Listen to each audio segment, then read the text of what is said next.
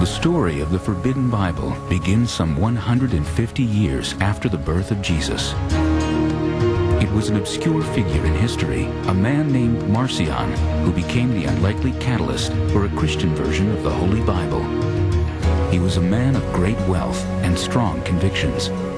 Marcion of Pontus was called the Mus Ponticus, the Pontic rat. He was a church leader who was a very wealthy individual. He owned his own ship. He was involved in the shipping industry. And he not only was very wealthy, but he had some very strict theological points of view. He was a Bible-believing, Bible-thumping Christian who believed everything that he thought was Christian in the Bible. But when he looked at the Jewish Bible, what he saw there startled him and appalled him, because he was very literalistic in his reading. And so he took a look at the Jewish Bible and he thought he saw a God there who was harsh and vindictive and legalistic.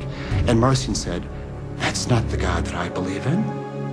Marcion was convinced that the God of the Hebrew Bible was not the God taught by Jesus.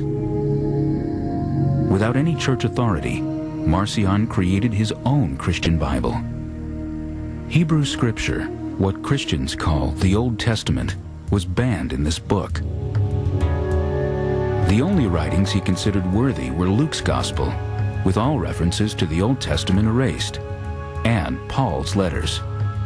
Considering what Marcion did, it's no wonder that one of his opponents said, "Shame on Marcion's eraser." Marcion wanted very badly to be accepted as a great church leader, and one day he met somebody who was very well known, and he came up to the person and he said, "Don't you recognize who I am?"